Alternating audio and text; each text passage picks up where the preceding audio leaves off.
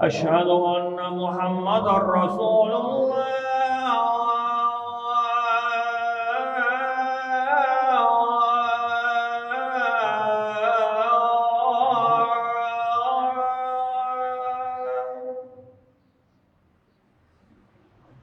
أشهد أن محمدا رسول الله.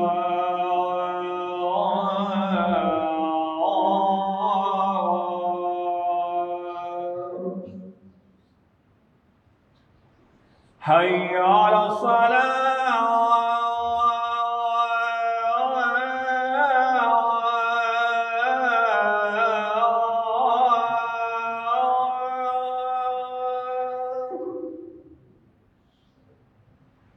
حي على الصلاة.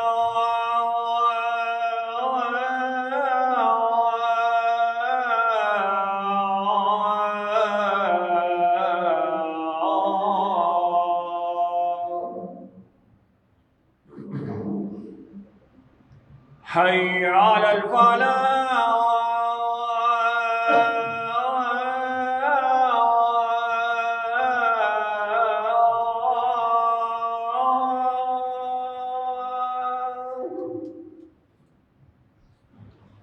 حي على الفلاح.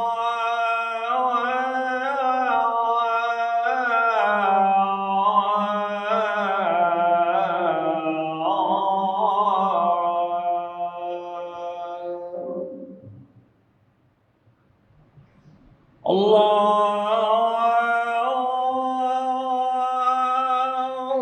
أكبر. الله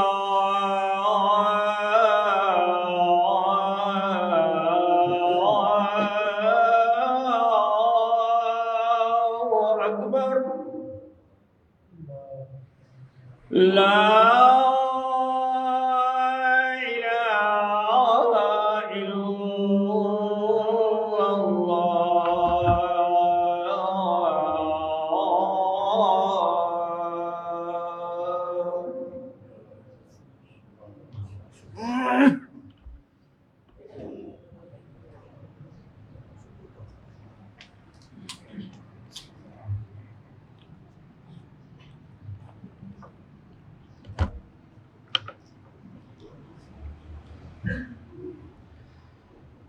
السلام عليكم ورحمة الله وبركاته. إن الحمد لله نحمده ونستعينه ونستغفره ونعوذ بالله من شرور أنفسنا ومن سيئات أعمالنا. من يهده الله فلا مضل له ومن يضلل فلا هادي له. وأشهد أن لا إله إلا الله وحده لا شريك له. وأشهد أن محمدا عبده ورسوله. اللهم صل على محمد وعلى آل محمد كما صليت على إبراهيم وعلى آل إبراهيم إنك حميد مجيد. اللهم بارك على محمد وعلى آل محمد كما باركت على إبراهيم وعلى آل إبراهيم إنك حميد مجيد. أعوذ بالله السميع العليم من الشيطان الرجيم من همزه ونفخه ونفثه. بسم الله الرحمن الرحيم.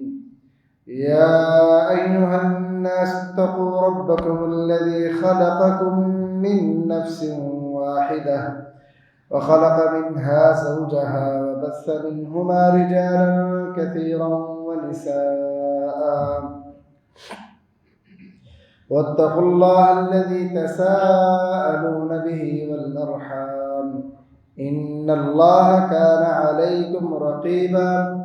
يا أيها الذين آمنوا اتقوا الله حق تقاته ولا تموتن إلا وأنتم مسلمون. يا أيها الذين آمنوا اتقوا الله وقولوا قولا سديدا يصلح لكم أعمالكم ويغفر لكم ذنوبكم ومن يطع الله ورسوله فقد فاز فوزا عظيما. أما بعد فإن خير الحديث كتاب الله وخير الهدي هدي محمد صلى الله عليه وسلم وشر الأمور محدثاتها وكل محدثة بدعة وكل بدعة ضلالة وكل ضلالة في النار. قال النبي صلى الله عليه وسلم: أربع إذا كن فيك فلا عليك ما فاتك من الدنيا حفظ أمانة وصدق حديث. حضرت عبداللہ بن عمر بن عاص رضی اللہ تعالیٰ عنہ بیان فرماتے ہیں کہ نبی رحمت صلی اللہ علیہ وسلم نے فرمایا، 4 خصلتیں، 4 خوبیاں اگر تجھ میں ہوں تو دنیا کی جو چیز بھی تجھ سے چھوٹ جائے تو کوئی پرواہ نہیں، حتیٰ کہ اگر پوری دنیا بھی تجھ سے چھوٹ جائے تو کوئی پرواہ نہیں. حفظ و امانت، امانت کی حفاظت، یہ پہلی خوبی ہے. وصدق حدیث، دوسری خوبی بات میں سچائی، سچی بات کرنا. وحسن خلیقت، تیسری خوبی اچھا اخلاق ہے. اور چوتھی خوبی عفت فی طعمت، کھانے کی پاکیزگی. اس حدیث کا جو پہلا حصہ ہے حفظ و امانت، امانت میں حفاظت، اس حوالے سے پچھلے خطبہ کے اندر چند گزارشات آپ حضرات کے سامنے رکھی تھی. اس حدیث میں جو دوسری خوبی نبی رحمت صلی اللہ علیہ وسلم نے بیان فرمائی ہے وہ ہے سچ. محترم بھائیو، یہ سچ ایک ایسی خوبی ہے، جس طرح میں نے امانت کے حوالے سے بتایا تھا کہ قرب قیامت لوگوں سے امانت اٹھا لی جائے گی اور بددیانتی عام ہو جائے گی. اسی طرح قرب قیامت یہ وقت بھی آئے گا کہ سچ ناپید ہو جائے گا اور جھوٹوں کی حکومت ہوگی. نبی کریم صلی اللہ علیہ وسلم کا فرمان سید المحدثین حضرت ابو ہریرہ رضی اللہ تعالیٰ عنہ بیان کرتے ہیں کہ اللہ کے رسول نے فرمایا: سیأتی علی الناس سنوات خداعات، لوگوں پر کچھ ایسے سال بھی آئیں گے جو دھوکے سے بھرپور ہوں گے.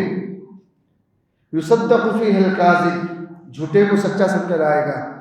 اور یکذب فیہ الصادق، اور جو سچا ہوگا اسے جھٹلایا جائے گا. یؤتمن فیہ الخائن، خیانت کرنے والے کو امین سمجھا جائے گا، امانت دار سمجھا جائے گا. اور یخون فیہ الامین، اور جو واقعتاً امین ہوگا، امانت دار ہوگا، اسے خائن سمجھا جائے گا. اور ینطق فیہ الرویبضہ، ان سالوں میں رویبضہ بولے گا. صحابہ نے پوچھا اللہ کے رسول وہ کیا ہے؟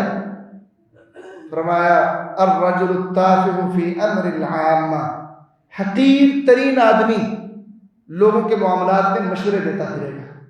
حقیر ترین آدمی کا ایسا وقت ایک امت پہ آئے گا اس میں کہ جو سچ بولے گا کہا جائے گا یہ جھوٹا آدمی ہے، اور جو جھوٹ بولے گا کہا جائے گا یہ سچا آدمی ہے. اور شاید آج ہمیں اس وقت کا سامنا ہے. سچ بولنے والوں کو جھوٹا قرار دیا جاتا ہے، ان کی بات پہ کوئی یقین ہی نہیں کرتا. اور جو جھوٹ کو بنا سنوار کے پیش کرتا ہے، جھوٹ کو خوبصورت الفاظ کا جامہ پہنا کے پیش کرتا ہے، سبھی کہتے ہیں یہ سچا ہے. محترم بھائیوں، ان حالات کے اندر ہمارے لیے بہت زیادہ یہ بات ضروری ہے کہ ہم اس صفت کو اپنے اندر پیدا کریں، سچ کو. کیونکہ یہ سچ ہی وہ صفت ہے کہ جب بندہ اس کو اپنے اندر پیدا کرتا ہے پھر وہ اللہ پر ایمان لاتا ہے کیونکہ اللہ سچ ہے. پھر وہ نبی رحمت پہ ایمان لاتا ہے کیونکہ نبی رحمت سچ ہے. پھر وہ صحابہ پر ایمان رکھتا ہے کیونکہ صحابہ سچ ہیں. پھر وہ ہر سچی بات کو مانتا بھی ہے، اس کے مطابق اپنا عقیدہ بھی بناتا ہے. اور جب بندہ اس سچ سے اپنے آپ کو دور کر لے، اللہ کے بارے میں بھی شکوک و شبہات میں مبتلا ہوتا ہے، نبی رحمت کے بارے میں بھی شکوک و شبہات میں مبتلا ہوتا ہے، اس دین حنیف کے بارے میں بھی شکوک و شبہات کے اندر مبتلا ہوتا ہے، حتیٰ کہ وہ اپنے والدین بھائیوں کے بارے میں، ملک کے بارے میں، اپنے اس قرآن مجید کے حوالے سے، حتیٰ کہ الغرض اس کی زندگی کے جملہ معاملات میں وہ شک میں مبتلا ہو جاتا ہے اور اسے پھر سیدھا راستہ صراط مستقیم نصیب نہیں ہوتا. کیونکہ نبی کریم صلی اللہ علیہ وسلم کی یہ حدیث ہے، ان الصدق طمأنینۃ، بے شک جو سچ ہے یہ اطمینان کا باعث ہوتا ہے، وان الکذب ریبۃ، اور جو جھوٹ ہے یہ شک میں بندے کو مبتلا کرتا ہے، شک کی بیماری پیدا ہو جاتی ہے. پھر بندہ قرآن کو بھی شک کی نظر سے دیکھتا ہے، رسول کریم کے فرامین کو بھی شک کی نظر سے دیکھتا ہے، نبی کریم کے صحابہ کو بھی شک کی نظر سے دیکھتا ہے. الغرض اس کے معاملات میں شک ہی شک بھر جاتا ہے جب بندہ سچ کو اپناتا نہیں. تو آج اس دور میں آپ کیا سمجھتے ہیں، یہ جو فتنے اٹھتے ہیں دین کے معاملے میں، کبھی غامدی صاحب کا فتنہ اٹھتا ہے اور وہ دین کے اندر نئی نئی اختراعات شروع کر دیتے ہیں کہ موسیقی بھی حلال ہے، یہ بھی حلال ہے، اور کبھی یہ مرزا جہلمی کا فتنہ اٹھتا ہے اور صحابہ کے بارے میں وہ شک میں مبتلا کرتا ہے، اور ایک بڑی تعداد مسلمانوں کی وہ شک میں مبتلا ہو جاتی ہے. کیوں؟ کیونکہ آج کا مسلمان، اس کا عقیدہ وہ سچ پر نہیں ہے، اس کی تربیت وہ سچ پہ نہیں ہے، وہ پہلے ہی جھوٹ پر کھڑا ہے، اور جیسے اس کو جھوٹ سنایا جاتا ہے وہ اس جھوٹ پر یقین کرتا ہے اور سچ اس کے لیے قبول کرنا مشکل ہو جاتا ہے. تو محترم بھائیوں، یہ بڑی عظیم صفت ہے سچ کی. اللہ کے رسول نے اتنی بڑی بات ایسے نہیں کہہ دی. 4 خوبیاں اگر آپ میں آ جائے نا، دنیا، اس پوری دنیا سے کچھ بھی اور نہ ملے آپ کو، 4 خوبیاں آ جائیں تو تمہیں کوئی پرواہ ٹینشن نہیں ہونی چاہیے. ان میں سے ایک سچ ہے. یہ اتنی بڑی خوبی اور اتنی بڑی دولت ہے یہ سچ کی، اور ہو کیوں نہ، کیونکہ یہ خوبی اللہ تعالیٰ کی ہے، اور اللہ تعالیٰ کی خوبیاں عظیم ترین خوبیاں ہیں. اللہ تعالیٰ کی صفات عظیم ترین صفات ہیں، ان جیسی صفت کوئی نہیں. ومن اصدق من اللہ قیلا، بات کے اعتبار سے اللہ سے سچا کون ہے؟ اللہ سب سے زیادہ سچا ہے. اور پھر یہ خوبی انبیاء کی خوبی ہے. اللہ تعالیٰ نے اپنے تمام انبیاء کے اندر سچ کی خوبی رکھی. حضرت ابراہیم کا ذکر دیکھیے قرآن مجید میں، وَاذْكُرْ فِي الْكِتَابِ إِبْرَاہِیم إِنَّهُ كَانَ صِدِّيقًا نَبِيًّا، ابراہیم کا اے نبی ذکر کر اس کتاب میں، وہ سچا نبی تھا. وَاذْكُرْ فِي الْكِتَابِ إِدْرِيس، اے نبی ادریس کا ذکر کر. اور ادریس کون تھے؟ إِنَّهُ كَانَ صِدِّيقًا نَبِيًّا، وہ سچے نبی تھے. وَاذْكُرْ فِي الْكِتَابِ إِسْمَاعِیل، اے نبی اسماعیل کا بھی ذکر کر. إِنَّهُ كَانَ صَادِقَ الْوَعْدِ، وہ وعدے کے بڑے سچے تھے. پھر کبھی جناب یوسف کے بارے میں آتا ہے، إِنَّهُ لَمِنَ الصَّادِقِينَ، وہ یوسف سچے لوگوں میں سے تھا. تو یہ صفت اللہ کی بھی ہے، اس کے عظیم پیغمبروں کی صفت بھی یہ ہے، سچ بولنا. تو یہ کوئی معمولی خوبی نہیں ہے، بڑی عظیم الشان خوبی ہے. نبی رحمت صلی اللہ علیہ وسلم کے پاس ایک بندہ آیا، کہنے لگا اللہ کے رسول، ای الناس افضل، لوگوں میں افضل آدمی کون ہے؟ تو کئی احادیث کے اندر اللہ کے رسول نے کئی خوبیاں بیان کی ہیں افضل آدمی کی. تو اس موقع پہ اللہ کے رسول نے 2 خوبیاں بیان کی. فرمایا کل مخموم القلب صدوق اللسان، ہر مخموم القلب آدمی اور ہر سچا، زبان کا سچا آدمی وہ افضل انسان ہے. صحابہ نے کہا اللہ کے رسول زبان کا سچا تو ہم جانتے ہیں، جو سچ بولتا ہوں، یہ مخموم القلب کون ہے؟ فرمایا هو التقی النقی، وہ آدمی جو تقوی اختیار کرنے والا. النقی، جس کے دل صاف ہو. کیسا صاف ہو؟ لا اسم فیہ، کہ اس کے دل میں گناہ نہ ہو. ولا بغیا، اس کے دل میں حد سے تجاوز کرنا نہ ہو. ولا حسدا، اس کے دل میں حسد کی بیماری بھی نہ ہو. فرمایا یہ بندہ مخموم القلب ہے. جو ایسا بندہ ہو کہ زبان سے سچ بولتا ہو، دل تقوی سے لبریز ہو، گناہوں سے پاک ہو، اس کے دل میں گناہوں کی سوچ نہ ہو، لوگوں کے خلاف بغض، کینہ اور حسد اس کے دل میں نہ ہو. فرمایا یہ لوگوں میں بہترین آدمی ہے. تو یہ عظیم الشان خوبی ہے ایسے بندے کو جو سچ بولنے والا ہے. نبی صلی اللہ علیہ وسلم نے افضل ترین انسان قرار دیا ہے. حتیٰ کہ اللہ کے رسول نے تو اس سے بڑی بات کی، کہا ان احببتم، اگر تم یہ چاہتے ہو، تم یہ پسند کرتے ہو، یحبکم اللہ ورسولہ، اللہ اور اس کا رسول تم سے محبت کرے. ایک ہے تم محبت کرو، ایک ہے اللہ اور اس کا رسول تم سے محبت کرے. اگر تم یہ چاہتے ہو، فَأَدُّوا إِذَا اؤْتُمِنْتُمْ، تو جب تمہیں امانت دی جائے تو امانت ایمانداری کے ساتھ واپس کیا کرو، ادا کیا کرو۔ وَاصْدُقُوا اِذَا حَدَّثْتُمْ، اور تم جب بھی بات کرو سچ پر مبنی گفتگو کیا کرو۔ اور تیسری چیز فرمائی وَأَحْسِنُوا جِوَارَ مَنْ جَاوَرَكُمْ، اپنے ہمسایوں کے ساتھ اچھا سلوک کرو، تم سے اللہ بھی محبت کرے گا، اس کا نبی بھی محبت کرے گا۔ کرنا کیا ہے؟ امانت کو ادا کرنا ہے، اور جب بھی بات کرنی ہے سچی بات کرنی ہے۔ تیسرا کام اپنے ہمسایوں کے ساتھ اچھے اخلاق، اچھے سلوک کے ساتھ پیش آنا ہے۔ اور میں 3 کام تم کرو، اللہ بھی تم سے محبت کرے گا، اس کا نبی بھی تم سے محبت کرے گا۔ محترم بھائیوں، یہ جو سچ ہے نا، یہ ایسی نیکی ہے کہ یہ انسان کو صراط مستقیم پر لا کر کھڑا کرتی ہے، یعنی گویا صراط مستقیم کا راہبر کی نیکی ہے۔ ایسی نیکی اگر آپ چاہتے ہو نا میں تمام برے رستوں سے کٹ جاؤں اور میں سیدھے رستے پہ آ جاؤں، تو ایسا میں کون سا عمل کروں کہ میں سارے غلط رستوں سے ہٹ کے سیدھے رستے پہ آ جاؤں؟ تو وہ ایک ہی عمل ہے، سچ بولنا۔ سچ کو لازم کر لو۔ جس وقت آپ سچ کو لازم کرو گے آپ تمام تر برے رستوں سے کٹ کر صراط مستقیم پر آ جاؤ گے۔ اور یہ میں نہیں کہتا، نبی کریم صلی اللہ علیہ وسلم کا فرمان ہے۔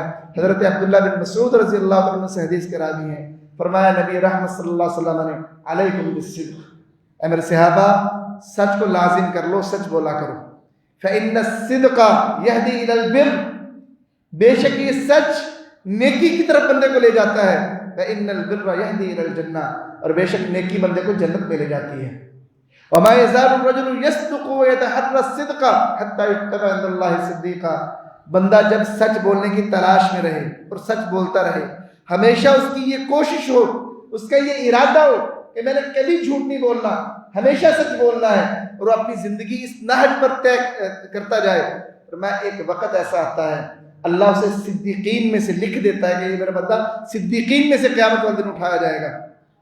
اور پھر نبی کریم صلی اللہ علیہ وسلم نے فرمایا علیکم بالکذب، علیکم بالکذب، کہ جھوٹ سے بچ جاؤ، فإن الکذب یہدی الی الفجور، یہ جو جھوٹ ہے یہ انسان کو گناہوں کے رستے کی طرف لے جاتا ہے، فإن الفجور یہدی الی النار، اور یہ جو گناہ ہے انسان کو جہنم میں لے جانے کے ذریعہ بنتے ہیں۔ اور جب بندہ جھوٹ بولتا ہے، جھوٹ بولنے کی کوشش میں لگا رہتا ہے، اس کا اٹھنا بیٹھنا جھوٹ میں ہے، ایک وقت آتا ہے اللہ اسے اپنے کاغذوں میں کذاب لکھ دیتا ہے۔ تو یہ جو سچ ہے یہ بہت بڑی نیکی ہے اس اعتبار سے کہ اس کے فوائد بہت زیادہ ہیں، کہ یہ صرف نیکی اپنی ذات کی حد تک محدود نہیں رہتی، بلکہ اس نیکی کے کرنے سے، سچ بولنے سے انسان دوسری نیکیوں کی طرف اس کی رغبت ہوتی ہے، اور دوسری نیکیوں کو وہ کرنے لگ جاتا ہے جب بندہ سچ بولتا ہے۔ یہ ایسی عظیم الشان نیکی۔ محترم بھائیوں، سچ کے حوالے سے کہ ہم کیسے سچے انسان بن سکتے ہیں، چند باتیں اس حوالے سے عرض کرنا چاہتا ہوں۔ پہلی بات تو یہ ہے کہ اپنے آپ سے سچ بولو۔ اپنے آپ سے سچ کیا ہے؟ اپنی غلطیاں، کمیاں، کوتاہیاں وہ اپنی نفس کو بتاؤ، اور نفس کو یہ سمجھاؤ کہ یہ ہیں۔ ہمارے معاشرے کے اندر جو بڑا مسئلہ ہے نا، ہر انسان اپنے آپ کو اپنی جگہ پہ درست سمجھتا ہے کہ میں ٹھیک ہوں، مجھ پہ غلطی کوئی نہیں، اور آج کا انسان یہ ہمت نہیں کرتا کہ وہ اپنے آپ سے سچ بول سکے، وہ اپنے آپ سے سچ نہیں بولتا۔ کوئی بندہ شراب پی رہا ہے تو وہ اپنی نفس کو یہ بتائے ہوئے ہے کہ میں ٹھیک ہوں، کوئی بندہ چوری کرتا ہے تو وہ اپنی نفس کو مطمئن کیے ہوئے ہے کہ میں ٹھیک ہوں، کوئی بندہ زنا کرتا ہے تو وہ بھی اپنی نفس کو مطمئن کیے ہوئے ہے کہ میں ٹھیک ہوں۔ اور آج کوئی بندہ بھی اپنے نفس کو یہ نہیں بتاتا کہ یہ تیرا کام غلط ہے، یہ تیرا کام ٹھیک ہے، یہاں پہ تو نے غلط کیا ہے، یہ تیرا کام غلط ہے۔ کبھی آپ نے غور کیا ہے شیطان کے قصے پر؟ شیطان کو پھسلانے والی بات کیا تھی؟ وہ کیوں گمراہ ہوا؟ اس کی گمراہی کا سبب کیا تھا؟ سب سے بڑی چیز، اس نے اپنے آپ سے سچ نہیں بولا تھا۔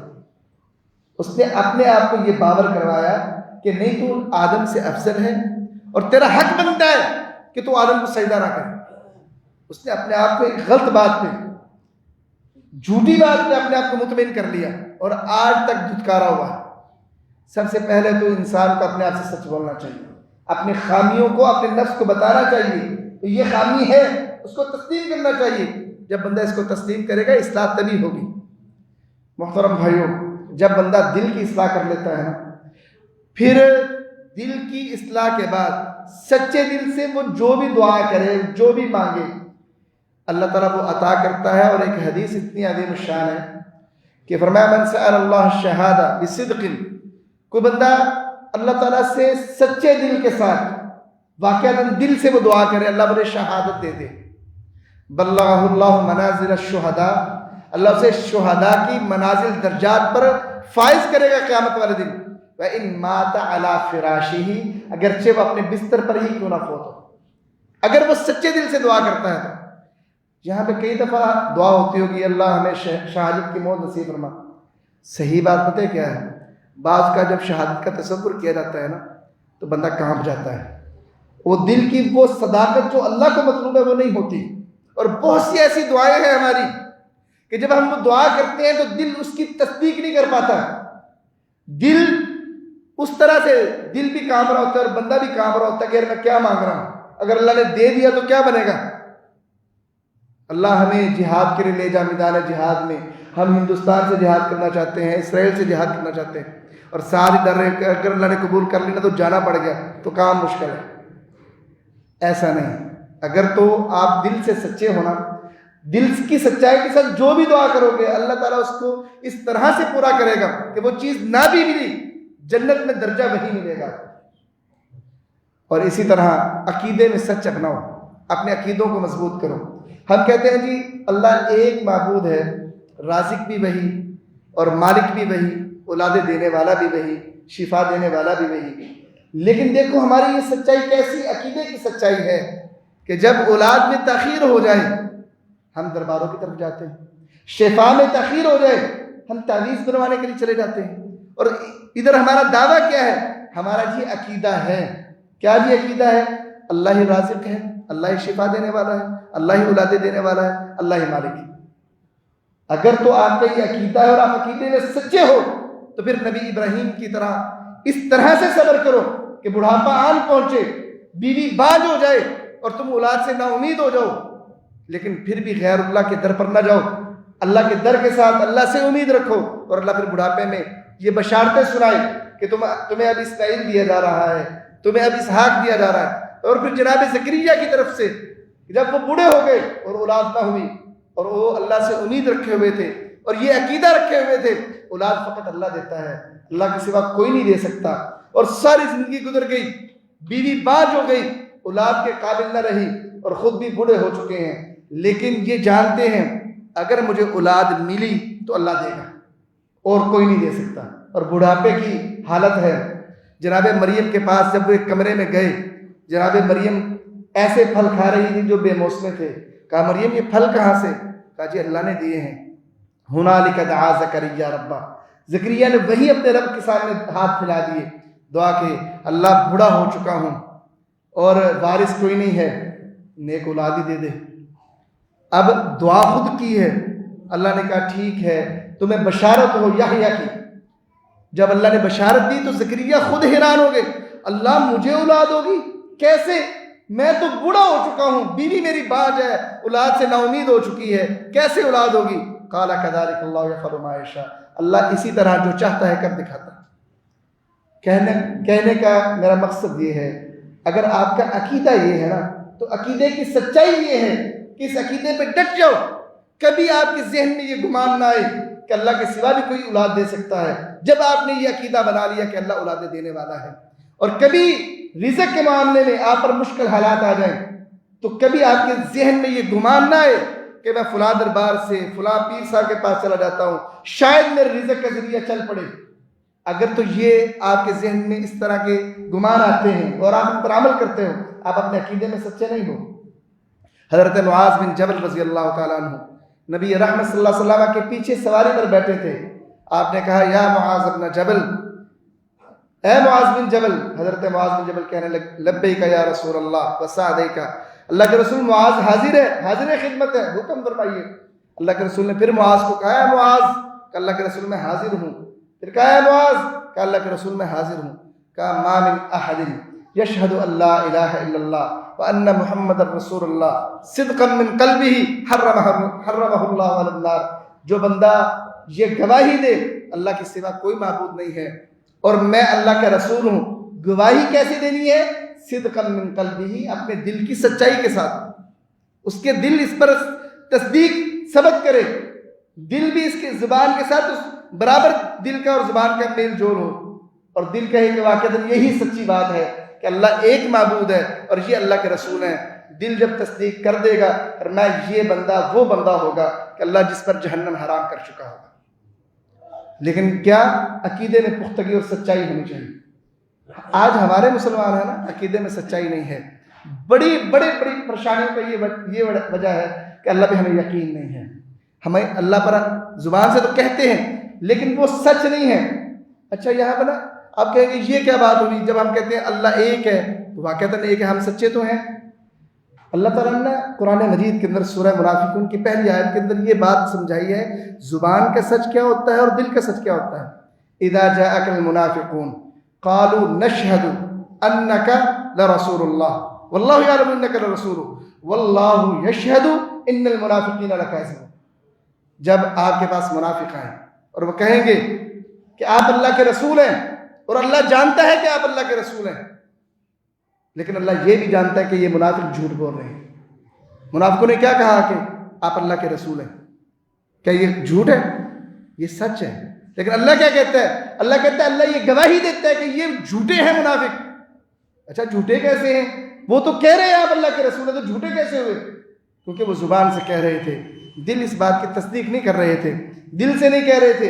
اللہ کہتے ہیں یہ اوپر سے کہہ رہے ہیں، ان کا عقیدہ اس بات پر نہیں ہے کہ اللہ کے رسول واقعتاً رسول ہیں، صرف ان کی زبانیں اس چیز کا اقرار کر رہی ہیں، یہ جھوٹے ہیں۔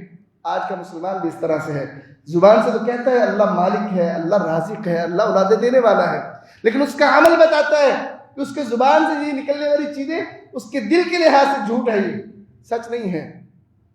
محترم بھائیو، سچ کے حوالے سے کہ ہمیں کس طرح سے سچا بننا چاہیے، پہلی چیز تو تھی اپنے آپ سے سچ بولو، اپنے عقیدے میں سچ اختیار کرو۔ تیسری چیز ہے گفتگو میں سچ اختیار کرو۔ اپنی گفتگو، جب آپ گفتگو کرو تو بڑے نپے تلے الفاظ کے ساتھ، اور ہر وقت اس بات کا دھیان رکھتے ہوئے کہیں میری زبان سے ایسی بات تو نہیں نکل رہی جو خلاف حقیقت ہے۔ یا ایھا الذین آمنوا اتقوا اللہ وقولوا قولا سدیدا، ایمان والو اللہ سے ڈر جاؤ، سیدھی سیدھی بات کہا کرو، سچی بات کہا کرو۔ یصلح لکم اعمالکم، جب تم سچی باتیں کہو گے اللہ تمہارے اعمال کی اصلاح فرما دے گا۔ ویغفر لکم ذنوبکم، تمہارے گناہوں کو معاف کر دے گا۔ لیکن شرط کیا ہے؟ بات درست ہونی چاہیے جو تمہاری زبان سے نکلے۔ اسی طرح محترم بھائیو، سچا بننے کے لیے ضروری ہے کہ اپنی گفتگو کے ساتھ ساتھ اپنے دوستوں کے ساتھ ہونے والی گفتگو کا بھی خیال رکھا جائے۔ جب ہم دوستوں کے ساتھ بیٹھتے ہیں، ہنسانے کی محفلیں جماتے ہیں، ہمیں نہیں خیال رہتا ہماری زبان سے کیا جملہ نکل رہا ہے، ہمیں نہیں خیال رہتا یہ جو ہم حکایت بیان کر رہے ہیں، یہ جو بات بیان کر رہے ہیں، کیا واقعتاً ایسا ہوا بھی ہے کہ نہیں۔ اور ایک عجیب تماشا ہمارے ملک میں بھی لگا ہوا ہے، اکثر جو شوز ٹی وی پہ چلتے ہیں ان کے اندر ہوتا کیا ہے؟ جھوٹ پر مبنی باتوں کے ذریعے سے لوگوں کو ہنسایا جاتا ہے، جھوٹی باتیں کہ اس کا والد ایسا تھا، یہ ایسا تھا، اس نے یہ کیا، ہوتا کچھ نہیں، صرف خیالی پلاؤ ہے، اور اسے تفریح کا نام دیا گیا انٹرٹینمنٹ۔ وہ قوم کیسے فلاح پا سکتی ہے جس کی انٹرٹینمنٹ جھوٹ پر مبنی ہو؟ کیا وہ کامیاب ہو سکتی ہے وہ قوم جس کی تفریح جھوٹ ہو؟ ہماری قوم کی آج تفریح کیا ہے؟ جھوٹ ہے۔ یہ جتنے ڈرامے ہیں، یہ جتنے ٹی وی شوز چلتے ہیں، وہاں پہ ہوتا کیا ہے؟ صرف جھوٹ، اور وہ جھوٹ ہم سن کے اپنے نفس کو تفریح مہیا کر رہے ہیں۔ اس نفس کا اس کی کیا حالت ہوگی جس کی پرورش، جس کی تربیت، جس کی تفریح اس جھوٹ کے ساتھ ہو رہی؟ کیا وہ سچ بولے گا؟ سچ کو پسند کرے گا؟ نہیں۔ رسول کریم کا یہ فرمان کس قدر سوچنے والا ہے۔ وَيْلٌ لِّلَّذِي يُحَدِّثُ فَيَكْذِبُ لِيُضْحِكَ بِهِ الْقَوْمُ وَيْلُ اللَّهِ ثُمَّ وَيْلُ اللَّهِ، ہلاکت ہے اس بندے کے لیے جو گفتگو کرتا ہے، جھوٹ بولتا ہے گفتگو کرتے ہوئے، اور اس کا مقصد یہ ہوتا ہے کہ میں اپنے اس جھوٹ کے ذریعے سے لوگوں کو ہنساؤں۔ ہلاکت ہے پھر اس کے لیے، پھر ہلاکت ہے اس کے لیے۔ 3 مرتبہ نبی رحمت نے اس بندے کے لیے ہلاکت کی بد دعا کی ہے جو لوگوں کو ہنسانے کے لیے صرف جھوٹ بولتا ہے۔ اور کیا آج ہمارے ٹی وی شوز اس لیے نہیں ہوتے کہ لوگوں کو ہنسایا جائے اور فقط جھوٹ بول کے؟ اور جھوٹ بھی کتنا گھٹیا کہ مقابل جو بندہ کھڑا ہوتا ہے اس کی حقارت ہوتی ہے اس جھوٹ میں، اس کی تنقیص ہوتی ہے، اس کی شان میں کمی ہوتی ہے، اس کی عزت پہ حملہ ہوتا ہے، اس کے ذریعے سے دوسرے لوگوں کو ہنسایا جاتا ہے. اور یہ تربیت کر دی گئی ہے پوری قوم کی. اور یہ آپ سمجھتے ہیں کہ شاید یہ ویسے چل رہے، یہ پوری پلاننگ ہے بھائی شیطان کی، کہ لوگوں کو ہم نے کس طرح اخلاقی طور پر زوال کا شکار کرنا ہے. اس نے یہ پلاننگ کی ہوئی اور ہم لوگ اس کے کرندے ہیں، اس کے حکموں کے مطابق ہم چل رہے ہیں. تو آج کل جب دوست احباب فیملی میں بیٹھے ہوتے ہیں نا، تو ہمارا ہنسی مذاق کیا ہوتا ہے؟ کسی کی بےزتی کر کے، بے عزتی کر کے مسکرایا جائے، کسی نہ کسی کو نشانہ بنا کے مسکرایا جائے. اور یہ مسکرانے کے لیے جس عزت کو نشانہ بنایا جاتا ہے، یہ وہ عزت ہے جس کے بارے میں نبی رحمت نے فرمایا، جس کا مفہوم یہ ہے کہ مسلمان کی عزت کی حرمت کعبے کی حرمت سے بڑھ کے، کعبے کی حرمت سے بڑھ کے مسلمان کی عزت کی حرمت ہے کہ جس کو پامال کر کے ایک جھوٹ کے ذریعے سے ہنستے ہیں لوگ. آج یہ تربیت ہے ہمارے معاشرے کی. تو محترم بھائیوں، آج ضرورت اس بات کی ہے کہ گفتگو میں سچ کے اندر یہ بات بھی شامل کریں، جب بھی مزاح کیا جائے اس وقت ہمیشہ سچا مزاح کیا جائے، جھوٹا مزاح نہ ہو. مذاق ہمارے ہاں کہہ رہتا ہے، مزاح تو ہوتا ہی نہیں ہے نا. مذاق تو ویسے بھی جاہلوں کا کام ہے. عقل مند بندہ، سیاںا بندہ، سمجھدار بندہ مذاق کرتا ہی نہیں ہے. اب یہاں تو ہر بندے کہے گا میں بھی مذاق کرتا ہوں، تو کیا ہم سے آ رہے ہیں؟ میں قرآن سے ایک دلیل دینا چاہتا ہوں اس حوالے سے. حضرت موسیٰ علیہ السلام نے اپنی قوم سے کہا، ان اللہ یأمرکم ان تذبحوا بقرہ، بے شک اللہ تمہیں حکم دیتا ہے کہ گائے ذبح کرو. قوم نے کیا کہا؟ اتتخذنا ہزوا، اے موسیٰ کہ تو ہمارے ساتھ مذاق کرتا ہے؟ اے موسیٰ کہ تو ہمارے ساتھ مذاق کر رہا ہے؟ بھائی گائے جیسی عظیم چیز بھی کوئی ذبح کرنے کی چیز ہے؟ کیونکہ وہ گائے کی پوجا کرتے تھے اور گائے کو بڑی مقدس چیز سمجھتے تھے. کہا جی گائے کو ذبح کی کریں، گائے بھی ذبح کرنے کی چیز ہے، تو مذاق کر رہے ہیں نا موسیٰ ہم سے. تو جناب موسیٰ نے نا مذاق کی کیا اسلام کے اندر اس کی حیثیت ہے وہ واضح کی. کہا اعوذ باللہ ان نکون من الجاہلین، میں تو اللہ کی پناہ مانگتا ہوں کہ میں جاہلوں میں سے ہو جاؤں. مذاق کرنا تو جاہلوں کا کام ہے، اور میں اللہ کا نبی ہوں، میں تو پناہ مانگتا ہوں کہ میں جاہلوں میں سے ہو جاؤں. تو یہ جو مذاق ہے نا، جو ہمارے ہاں بڑا پھیل چکا ہے، یہ عقل مندوں کا کام نہیں ہے، یہ جاہل لوگوں کا کام ہے. اور یہ میں نہیں کہہ رہا، جناب موسیٰ نے کہا ہے. اور پہلے پارے سورہ بقرہ کے اندر اللہ نے اسے قرآن بنا کے نازل کیا ہے کہ یہ مذاق کرنا جاہلوں کا کام ہے. ہاں ہنسنا ہے نا، تو سچ کا سہارا لے کے بھی ہنسا جا سکتا ہے. اور سچ کے ساتھ جو ہنسی ہوگی وہ حقیقی ہنسی ہوگی، اس کے ساتھ دل مردہ نہیں ہوگا. نبی رحمت صلی اللہ علیہ وسلم کے پاس ایک بندہ آیا، اللہ کے رسول مجھے سواری دیجیے. آپ نے کہا میں تو سواری تمہیں اونٹنی کا بچہ ہی دوں گا. کہ اللہ کے رسول میں اونٹنی کے بچے کا کیا کروں گا؟ تو اللہ کے رسول نے فرمایا ہر اونٹ اونٹنی کا بچہ ہی ہوتا ہے. تو یہ ایک مزاح کے لیے اللہ کے رسول نے بات کی. ایک عورت آئی آپ کے پاس، اللہ کے رسول دعا کریں کہ میں جنت میں چلی جاؤں. کہ نہیں بوڑھے تو جنت میں نہیں جائے گی، یعنی اس حالت میں تو جنت میں نہیں جائے گی. وہ رونے لگی. تو اللہ کے رسول نے فرمایا اللہ تجھے جوان کر کے جنت میں بھیجے گا. تو سچ پر مبنی مزاح کیا جا سکتا ہے، لیکن جھوٹ پر مبنی مزاح یہ سیدھا انسان کو گمراہی اور پھر گمراہی سے جہنم کی طرف لے جانے والی چیز ہے. محترم بھائیوں، اس کے بعد سچ کے حوالے سے جس وقت بھی آپ بات کریں نا، ہمیشہ یہ ذہن بنا لیں کہ میری ہر بات اللہ لکھ بھی رہا ہے، سن بھی رہا ہے. الم تر ان اللہ یعلم ما فی السماوات والارض ما يكون من نجوى ثلاثة الا هو رابعهم ولا خمسة الا هو سادسهم ولا ادنى من ذلك ولا اکثر الا هو معهم. کیا آپ نے نہیں دیکھا کہ بے شک اللہ زمین و آسمان کے اندر جو کچھ ہے اللہ جانتا ہے. کوئی تین بندے سرگوشی نہیں کرتے مگر اللہ ان کا چوتھا ہوتا ہے. ایسا نہیں کہ تین بندے کو چھپ کے باتیں کر رہے ہیں تو کوئی سن نہیں رہا، اللہ ان کا چوتھا ہے، ان کی بات سن رہا ہے. اور کوئی پانچ بندے سرگوشی نہیں کرتے مگر اللہ ان کا چھٹا ہوتا ہے.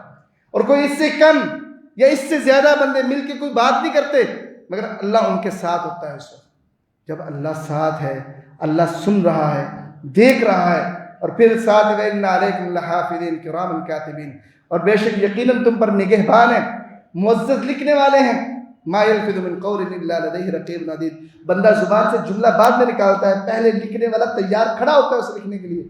جب حالت ایسی ہے تو کیا ہمیں اپنی زبان کا استعمال بڑا سوچ سمجھ کے نہیں کرنا چاہیے؟